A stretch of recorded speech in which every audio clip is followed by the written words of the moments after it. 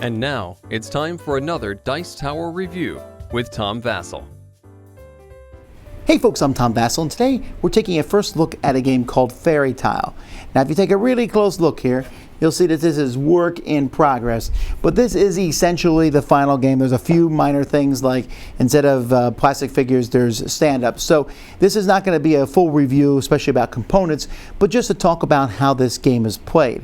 In this game, Fairy Tile, which is fairy tale, right, with a twist, you are trying to make different things happen on the board. There's three figures on the board: the dragon, the princess, and the knight, and you are trying to make them go to different spots and accomplish goals in your card. It's very simple, has a story behind it, basically of a dragon stealing a princess and a knight defeating the dragon type situation. Here's how it plays. So there's three pieces placed here in the middle: the prince, the princess, or the knight, the princess, and the dragon. And all three are placed on these specific tiles that are put together in this way. Now again, because this is not the final copy, the knight, the princess, and the dragon are actually going to be plastic figures that look like this, which is pretty cool. Each player is not one of them. Instead, each player is going to split this deck evenly. There's 36 cards. You'll split it evenly between the players. And on a player's turn, when it's your turn, well, before it's your turn, everyone's going to look at the top card of their deck. So for example here, the princess and the dragon meet in the forest. So that's what I need to get them to do. So when it's your turn, you have two options. If you don't like the card you have, you can turn a page. You put it on the bottom of your deck, turning the page. You look at the new card you have. That is your whole turn. However, each player has a magic token which lets you take a double turn, and it starts like this, but every time you turn a page, you'll flip it over like this. The other thing you do besides turning a page is you can develop a story, going on an adventure. When you go on an adventure, one of the things you can do is you can add a land tile. You can pick the land tile at the top of the deck and just add it somewhere. The only caveat when adding a land tile is if you're adding a land tile to a river spot next to a river tile, you have to connect the rivers. Other than that, you can kind of put them out any way you want. Or you can move a character. Now each character moves differently. The princess moves one space in any direction, or she can jump from one castle to another's castle, and she can do that before her movement, or if she ends her movement on the castle even, she can jump. So if the princess is here, she can move one, or she can do this here, and one like that she can move. The dragon moves in a straight line and continues to do that until he reaches the edge of the kingdom. So dragon can go here. From here, the dragon could go here, here, here, or here. The dragon can only move to so many different places. The knight moves 2 spaces from where he starts. So the knight just goes 1, 2. The knight is not allowed to go back to where he started from, or even next to where he started from, or do something weird like that. He just has to move 2 spaces from where he's at. So when you move them, you will then hope to get your card done. So here I might have the princess and the knight meet on a plane. So that just means the princess and the knight are both in a plane space. If that's finished, I show everyone this card and I'll draw a new card. Here the princess visits the large river, which means she needs to be on a river that is 5 tiles. 1, 2, 3, 4, 5. Great. She's already where I need her to be. And so that's kind of what the cards are going to say on them. So for example, the dragon visits a large mountain that's made up of 3 or more spaces, or the large river. The knight and the dragon are together on a mountain. The princess and the dragon are together in a mountain. The knight and the dragon on a plain.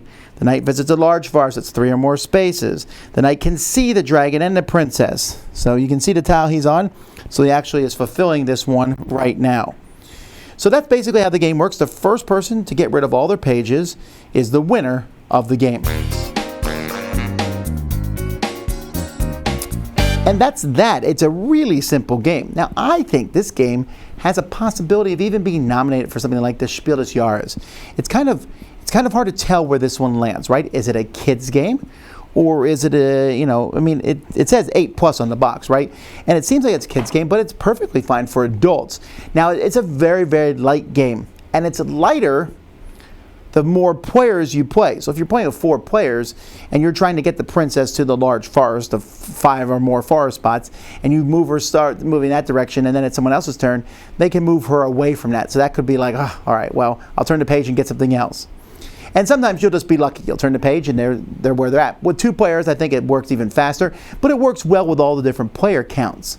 Now, this game has some good mechanisms, though. You're simply moving them. They're all easy to remember how to move.